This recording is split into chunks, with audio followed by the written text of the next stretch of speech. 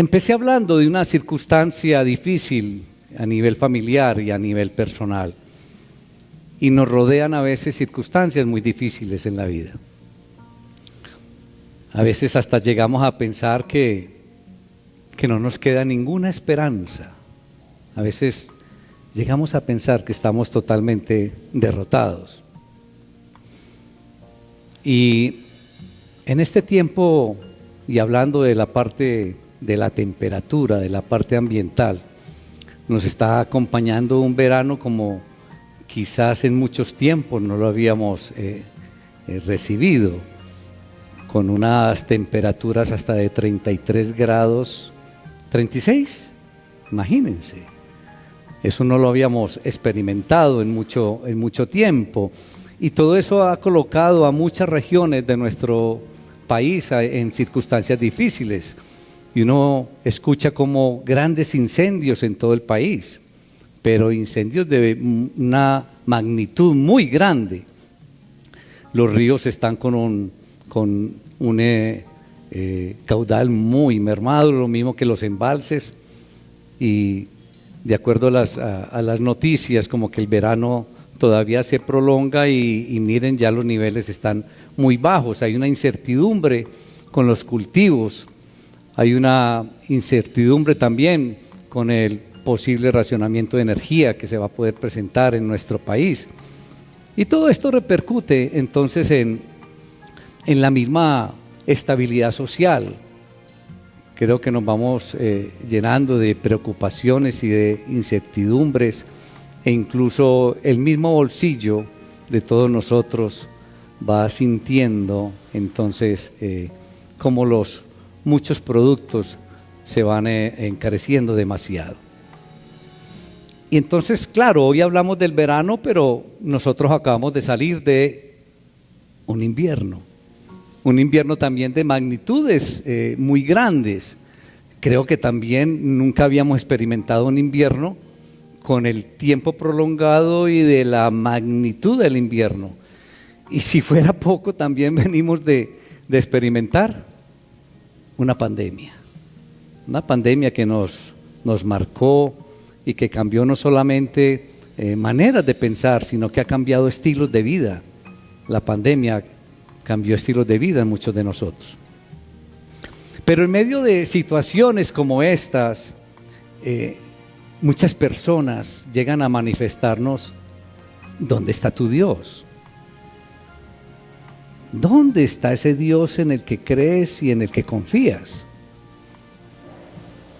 Y lo retan a uno: ¿cómo sigues confiando en Dios mirando toda esta situación adversa por la que estamos pasando, esta situación difícil y tanta inseguridad? ¿Cómo sigues confiando en Dios? Y llegamos a preguntarnos hasta nosotros mismos: ¿cómo vivir? ¿O qué actitud asumir en medio de unos momentos tan difíciles, de unos momentos tan oscuros como los que estamos viviendo? Nos llegamos a preguntar: ¿cómo seguir confiando en Dios? Y en medio de un mundo donde nos invita a tantas cosas que nos alejan de nuestro Señor y Salvador Jesucristo, en un mundo donde hay tanto peligro y tantas necesidades, ¿cómo mantener intacta esa confianza en el soberano Creador?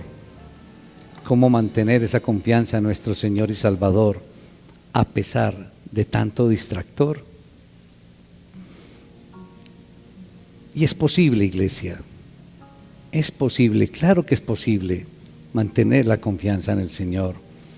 Y no solamente es posible, es necesario mantener la confianza en el soberano Creador a pesar de las diferentes circunstancias que vivamos o que experimentemos.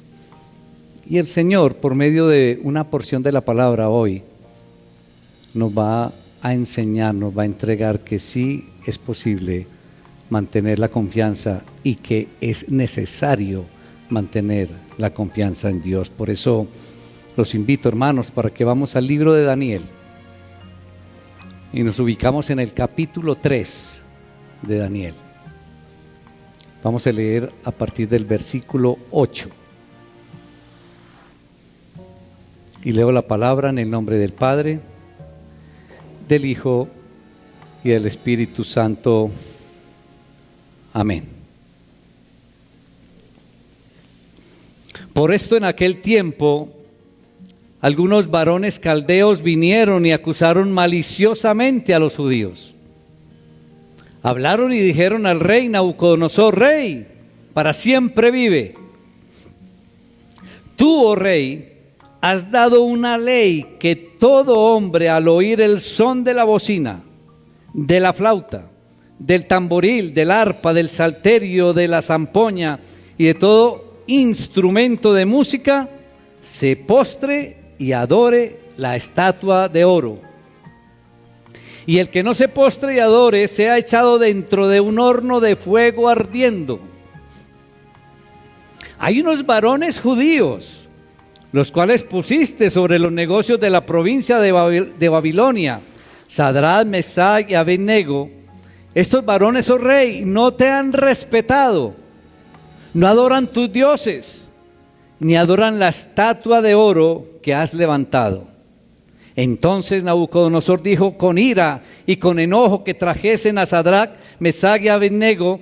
Al instante fueron traídos estos varones delante del rey. Habló Nabucodonosor y les dijo: es verdad, Sadrach, Mesach y Abednego, que vosotros no honráis a mi Dios, ni adoráis la estatua de oro que he levantado. Ahora pues, ¿estáis dispuestos para que al oír el son de la bocina, de la flauta, del tamboril, del arpa, del salterio, de la zampoña y de todo instrumento de música, os postréis y adoréis la estatua que he hecho? Porque si no la adoraréis, en la misma hora seréis echados en medio de un horno de fuego ardiendo. ¿Y qué Dios será aquel que os libre de mis manos? Sadrach, Mesach y Abednego respondieron al rey Nabucodonosor diciendo: no es necesario que te respondamos sobre este asunto. Versículo 17 y 18, que es donde quiero que hagamos énfasis en el mensaje de hoy. No es necesario que te respondamos sobre este asunto. He aquí, nuestro Dios, a quien servimos, puede librarnos del horno de fuego ardiendo, y de tu mano, oh rey, nos librará. Y si no, sepas, oh rey, que no serviremos a tus dioses, ni tampoco adoraremos la estatua que has levantado. Padre, te alabamos, te damos honra, te damos todo el honor en Cristo Jesús. Gracias, Padre, por la bendición de permitirnos estar aquí en tu casa de oración en este lindo día, Señor. Que tu Espíritu Santo esté en medio de nosotros, tomando el control de todo lo que se piense y todo lo que se diga, Señor. Que podamos recibir tu enseñanza, la enseñanza que tienes para tu pueblo hoy, Señor. Que podamos reflexionar sobre ella, en ella, y tomar decisiones, Señor. Y muy especialmente, Señor, que mantengamos, Señor, la total confianza en ti, a pesar de las circunstancias. En Cristo Jesús. Amén. Muy bien, hermanos.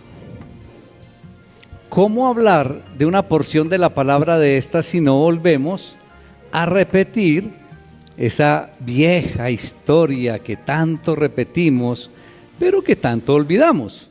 Incluso el viernes inmediatamente pasado estuvieron repasándola, y muchos de los hermanos dicen: pero si el pastor tantas veces nos ha explicado esto, ¿por qué no lo tenemos con claridad? ¿A qué me refiero? Cuando muere Salomón, las 12 tribus de Israel se dividen. 10 conforman el reino del norte y 2 conforman el reino del sur.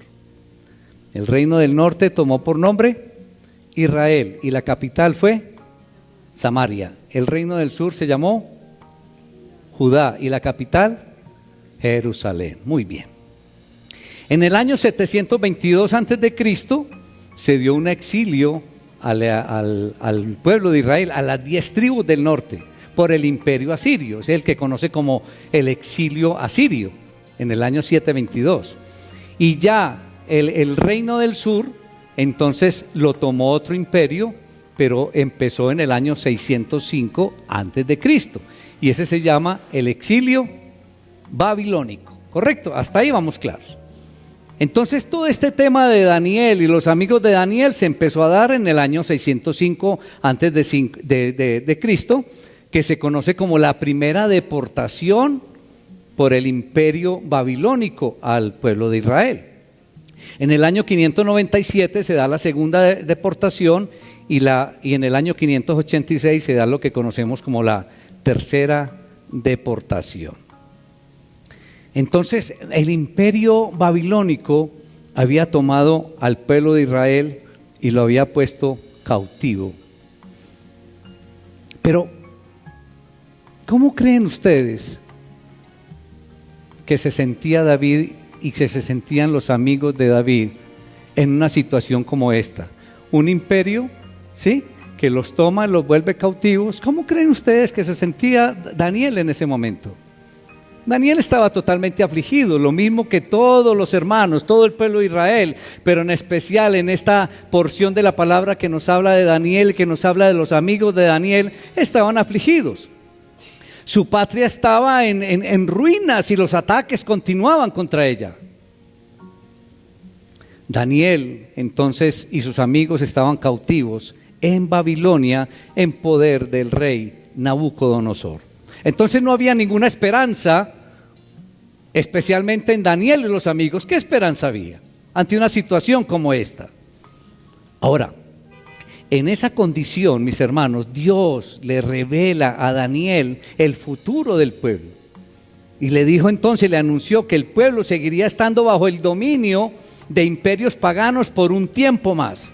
O sea que imagínense cómo estaría la esperanza de Daniel, porque el mismo Señor le dijo, van a estar por más tiempo bajo otros imperios.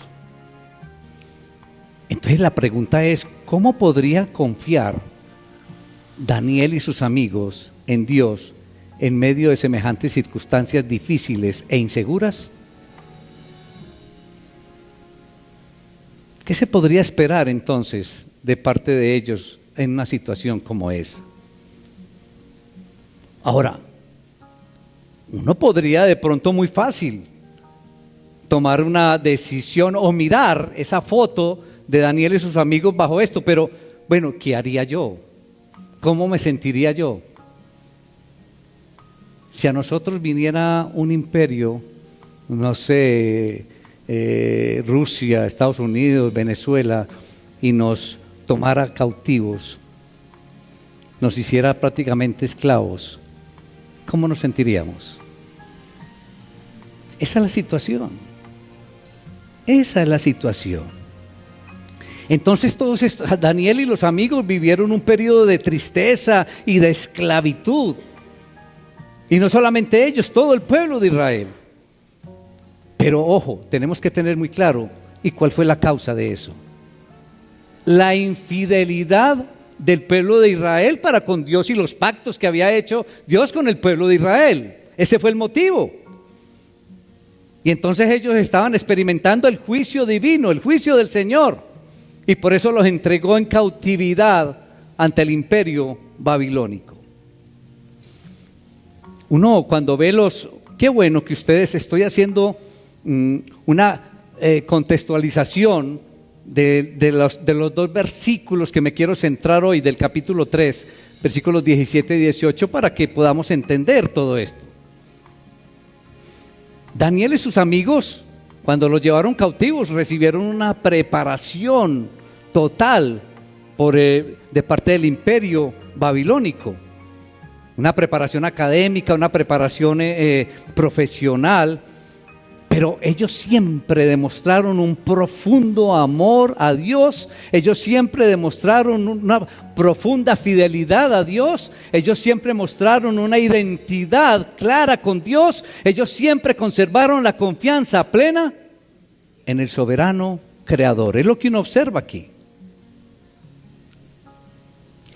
Y esta porción de hoy, y digamos que el mismo libro de Daniel, nos enseña que Dios tiene el control sobre la historia de su pueblo.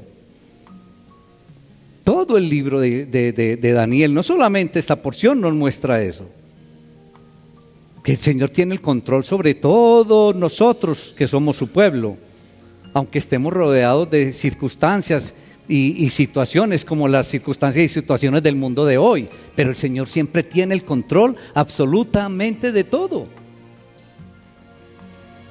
Entonces, Judá pasó a estar bajo la autoridad de Nabucodonosor, que era el rey de Babilonia.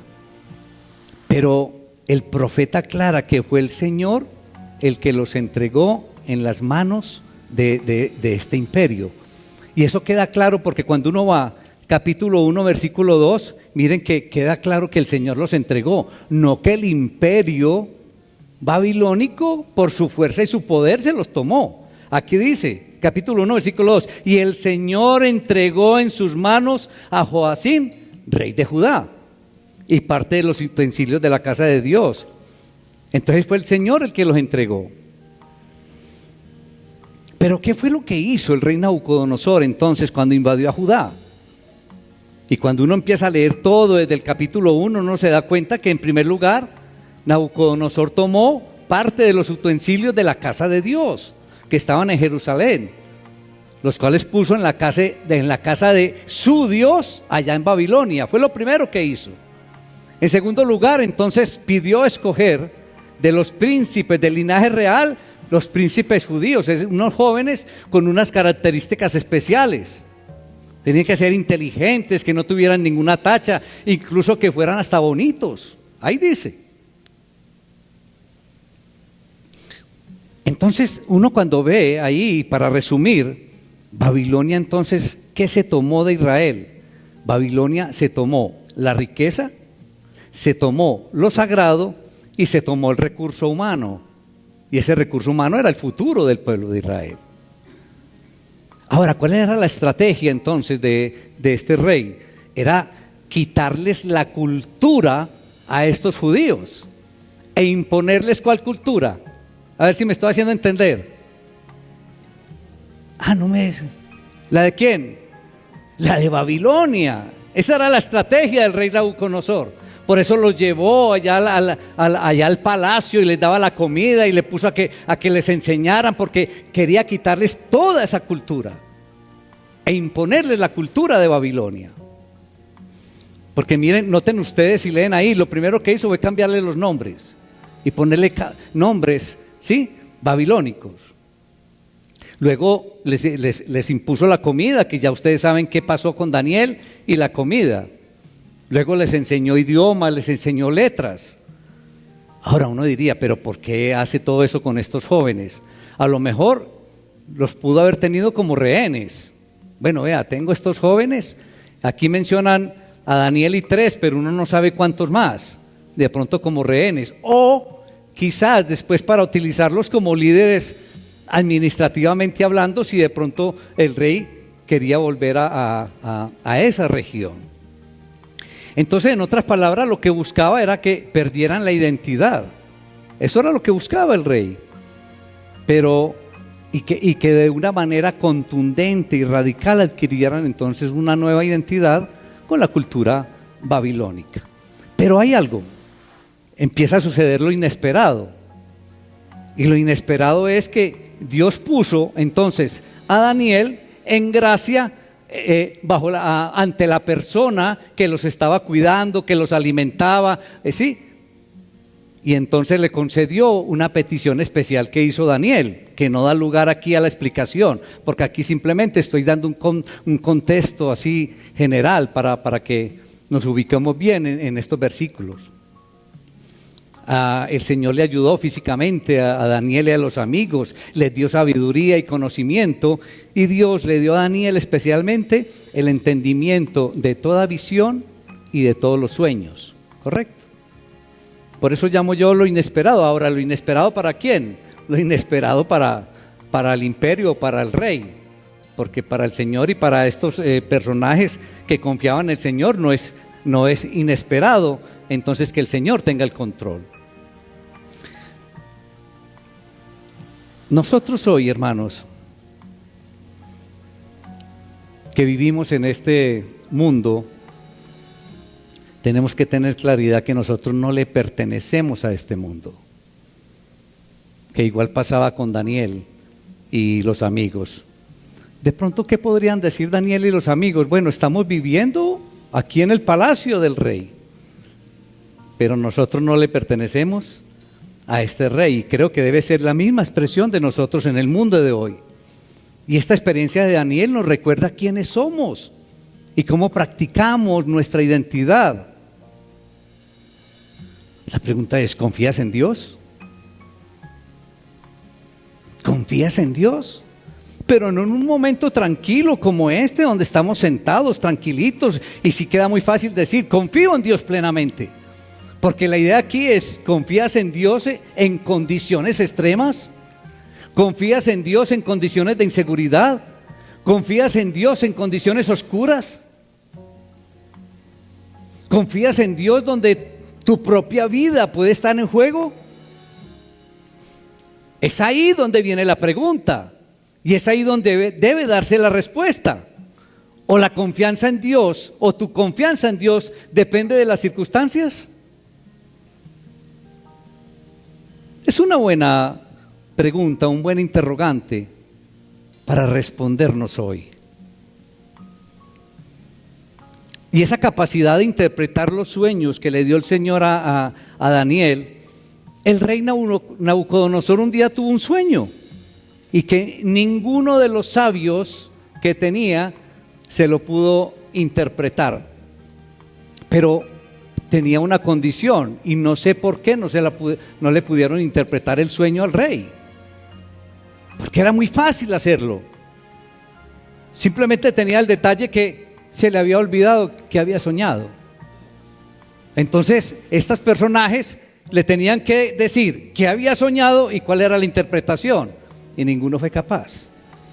Y entonces inmediatamente dio la orden el rey Nabucodonosor, que pues él entendía las situaciones y amaba a la gente, y entonces ante eso mandó a matar a todos los sabios, porque no le dijeron que había soñado y no fueron capaces entonces de interpretar los sueños. Es ahí donde Daniel y los amigos de Daniel le claman al Señor, le piden al Señor en oración que por favor les diga qué fue lo que soñó, y que le diera la manera de interpretar el sueño al rey Nabucodonosor. Entonces Daniel, Daniel se presentó ante el rey y le dijo qué había soñado, porque Dios le había dado ya qué era lo que había soñado y la interpretación. Y entonces dice la palabra ahí, cuando ustedes lean los capítulos anteriores, que entonces este rey le dio un lugar especial a Daniel en su reino, lo mismo que a los amigos. Entonces viene después de todo esto que Daniel le interpreta y que le da un lugar especial, y el rey Nabucodonosor, ahí empieza el capítulo 3, y hace una estatua, pero una pequeña estatua de 30 metros de altura y de unos 3 metros de ancho. Ahora, no dice la palabra esa estatua de quién era, pero muy posiblemente por la interpretación del sueño de Daniel para él, era una estatua de quién. ¿De quién creen ustedes? De él mismo, pero no lo dice la palabra, ¿ok? Uno simplemente supone que por el sueño pues sea de él. Y entonces es ahí donde él saca esa ley. Y bueno, cuando para inaugurar o dedicar la estatua, manda llamar a los jueces, a los magistrados, a los tesoreros, a todos los que estaban ahí en la corte con él o en el reino, para esa dedicación de la estatua. Y entonces promulga la ley y dice: cuando escuchen el tambor, cuando escuchen la trompeta, cuando escuchen todo instrumento musical, entonces todo el mundo se debe postrar y adorar a la estatua que he hecho. Así lo dice.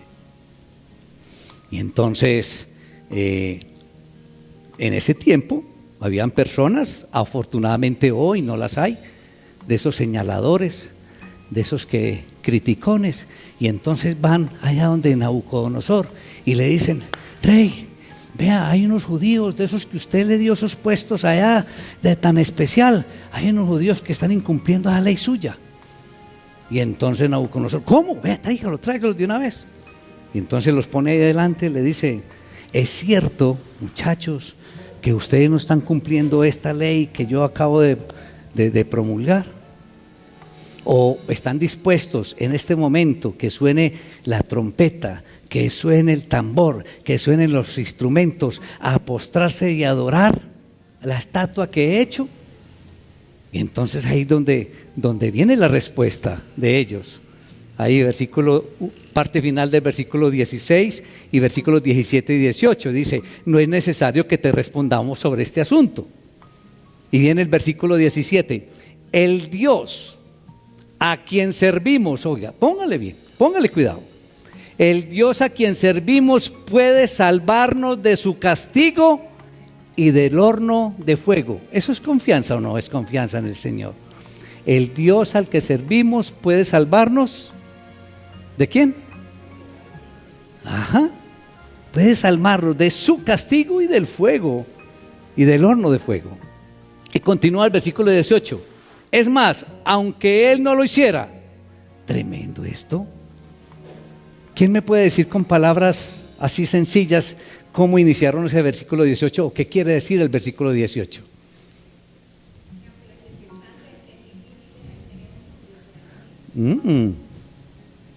No.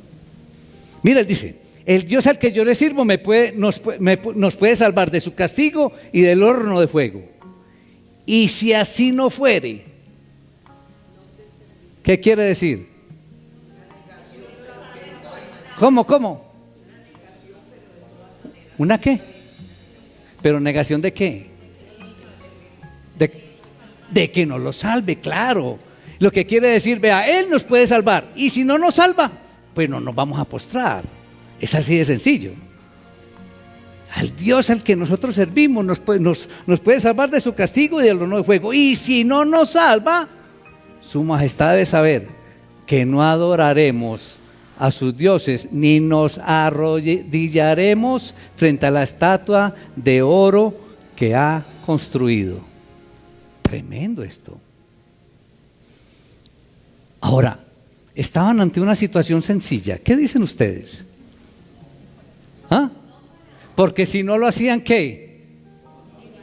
Claro, los llevaban al horno de fuego ardiente. Eso era una situación totalmente difícil, es decir, estaba en juego la vida de ellos, pero ojo, ¿qué mantuvieron ellos? La confianza en el Señor. Ahora, ellos estaban frente a una sentencia de muerte anunciada, pero miren la confianza de estos jóvenes amigos de Daniel. Cuando yo profundizo en una confianza como de estos jóvenes y me pongo a analizar, es más, no ustedes, yo analizo mi comportamiento. A mí muchas veces una lengua de fuego me atemoriza. ¿Y qué quiere decir con una lengua de fuego? Esas personas por allá que comentan tanto, a mí me atemoriza y a estos un horno de fuego ardiente no los atemorizó. Pero nosotros, cualquier cosita nos cruza de brazos, nos atemoriza, nos callamos. ¿Por cuántas cosas pequeñas nos acobardamos, iglesia?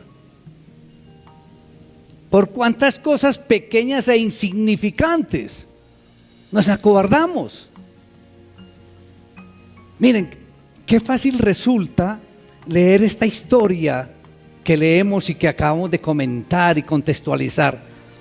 Y resulta muy fácil de pronto sentados ahí, escuchar esta historia sentados en la comodidad de las sillas de una iglesia. O resulta muy fácil escucharla en la comodidad de la casa y sobre todo conociendo de antemano cómo fue el desenlace. Resulta muy fácil. Y nosotros tenemos una tendencia triunfalista y esa tendencia triunfalista nos lleva a creer que todas las historias terminan de manera espectacular cuando afirmamos nuestra fidelidad a Dios. Pero a continuación recordamos casos como el de Esteban y casos como el de muchos hombres de la fe que pagaron con la vida su postura de fe. Sin embargo, estos tres valientes amigos de Daniel, estos tres fieles protagonistas de la porción que nos regala el Señor hoy, dejan una importante lección para todos nosotros acerca de la postura en tiempos de angustia, la postura en tiempos de persecución, la postura que debemos asumir en retos contundentes. Hay una lección hermosa aquí de parte de estos tres jóvenes. Y debemos entender, iglesia, que esta persecución o angustia no necesita ser de la manera tan severa o drástica como la de estos jóvenes amigos de Daniel. Porque muchas veces la llevamos a mirar, a compararnos ahí a hornos de fuego ardientes, y creo que no debe ser tan severa o dramática la situación. Hay muchas maneras diferentes que nos enfrentamos día a día a presiones. Nos vemos día tras día enfrentados a muchas presiones, a situaciones que las podríamos catalogar como difíciles, como oscuras. Y no debemos dudar por un instante que las mismas fuerzas malignas, que el maligno busca siempre moldearnos a la imagen de lo que es aceptado por este mundo. El maligno utiliza todas las fuerzas de este mundo para tratar de amoldarnos, y créanme, ese es uno de los problemas de la iglesia de hoy, que nos estamos dejando amoldar por el mundo de hoy, todo lo que nos coloca ahí sobre el tapete. Y entonces ya empezamos a ver las relaciones de personas del mismo sexo como normal. Y así sucesivamente el mundo nos está queriendo moldear a muchos conceptos del mundo de hoy que sabemos que para el Señor no es correcto, no está bien. Entonces, les decía que no tenemos que pensar en situaciones tan severas y dramáticas como las del horno ardiente o de perder la vida, pero nosotros diariamente nos vemos enfrentados, por ejemplo, a cosas sencillas como no pagar los impuestos, por ejemplo. Es que yo no pago los impuestos porque es que hay mucho corrupto, y el problema es de ellos. Yo debo cumplir con pagar los impuestos. Los estudiantes, por ejemplo, que ven esa tentación de hacer trampa en un examen, por ejemplo. Mire que son cosas sencillas, pero nosotros vemos a diario. O de pronto la posibilidad de participar en un proyecto deshonesto en el trabajo, en el estudio o en un negocio, por ejemplo.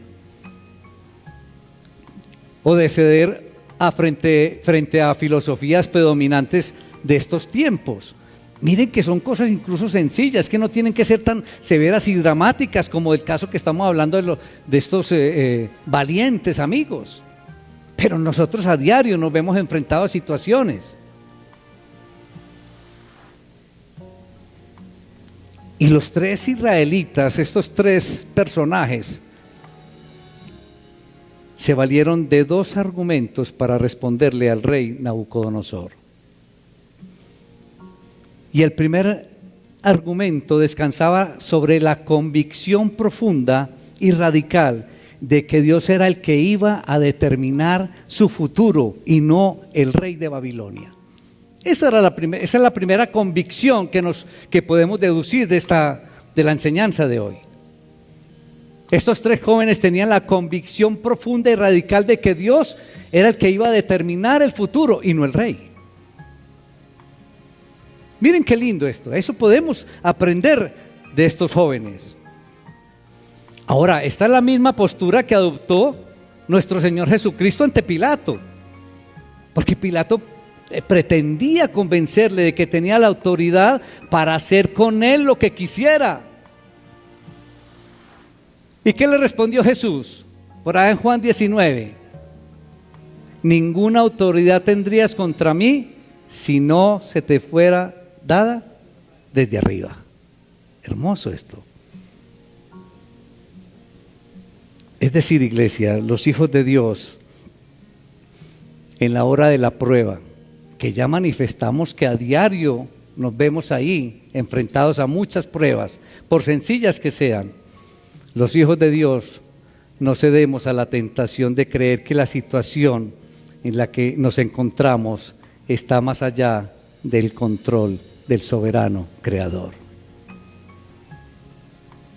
El Señor tiene el control absolutamente de todos, y los hijos de Dios sabemos que aún en las situaciones de las más atroces manifestaciones de maldad, existe un Dios soberano cuya autoridad no puede moverla nadie, ni siquiera el más malvado.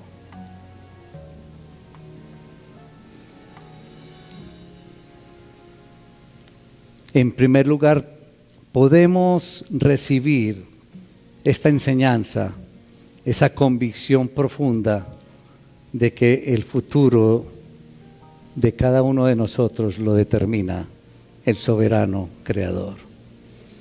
Pero estos tres valientes y fieles amigos de nuestra historia también se aferraban a una segunda convicción, y es que los hijos de Dios, ¿hay algún hijo de Dios aquí?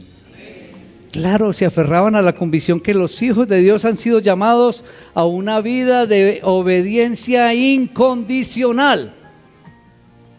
Y lo podemos ver con la respuesta que le dieron al rey, sabiendo a qué se sometían.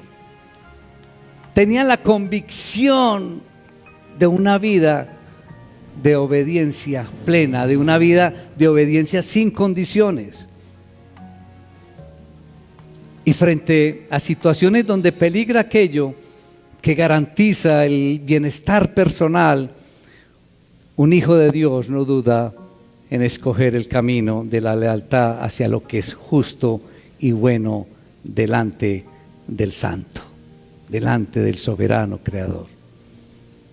Por lo tanto, iglesia, un hijo de Dios no permite que su obediencia sea condicionada por ninguna circunstancia, ni tampoco por ningún hombre, por ningún ser humano, sea el cargo que tenga.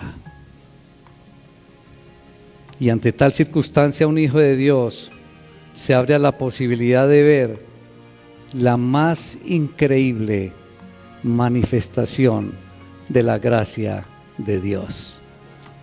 Cuando estos jóvenes deciden no obedecer la petición del rey, ¿qué estaban ellos ahí esperando? Una manifestación maravillosa, como de hecho se dio, de la gracia de Dios. Y dice la palabra del Señor que en aquella ocasión los jóvenes salieron ilesos del fuego, del horno de fuego ardiente. Salieron ilesos, e incluso dice la palabra que ni siquiera la ropa olía a humo, que ni el cabello olía a humo. Y los que hemos experimentado de pronto estar frente a una fogata sabemos el olor que se impregna.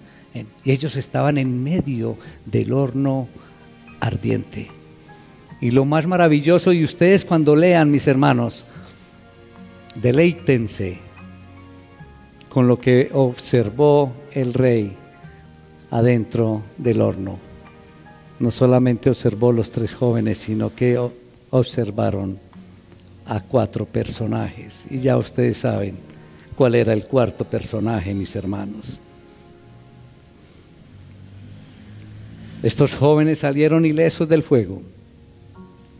Y recordamos también que Esteban, mientras moría, vio el destino final de su fidelidad. Vio los brazos de aquel a quien no estaba dispuesto a negar. ¡Qué belleza! ¿Seremos capaces nosotros de tener esa misma actitud? ¡Qué lindo Esteban! ¿Cómo no tener, iglesia, confianza plena en aquel que dio la vida por nosotros? O pregúntate a nivel personal, ¿cómo no tener confianza en aquel que dio la vida por ti? ¿Cómo no tener confianza en aquel que dio la vida por el perdón de tu pecado? ¿Cómo negar o cómo ceder frente a situaciones riesgosas? Conserva la confianza del soberano creador y espera cosas grandes del soberano creador, porque Él tiene el control absolutamente de todo. ¿Cómo ceder o negar frente a intimidaciones? ¿Cómo ceder o negar frente a burlas? ¿Cómo ceder o negar frente a críticas? ¿Cómo ceder o negar frente a situaciones de beneficio material o de beneficio económico? Aquel que un día dio la vida por ti, creo que se merece toda nuestra confianza. A Él sea la honra, a Él sea la gloria, por los siglos de los siglos. Amén. Y ni siquiera el olor a fuego se dio en estos valientes. Confía en tu Salvador y que tu caminar cristiano sea a prueba de fuego. Padre, te alabamos. Te damos honra, te damos todo el honor en Cristo Jesús. Padre, te pedimos perdón porque hemos cedido quizás en situaciones sencillas, insignificantes. Nos hemos llenado de temor y hemos perdido quizás la confianza en ti, soberano creador.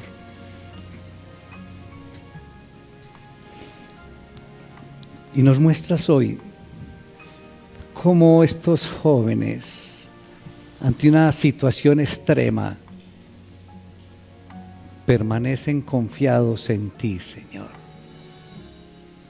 con una obediencia incondicional y con la convicción clara que tú determinas todo el futuro, Señor, que no nadie más.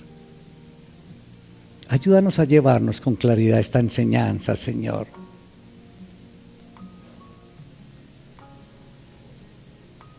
Y que nuestro caminar cristiano sea a prueba de fuego, con una confianza plena en ti, soberano creador. Te alabamos, te damos honra, te damos toda la gloria en el glorioso nombre de Cristo Jesús. Amén.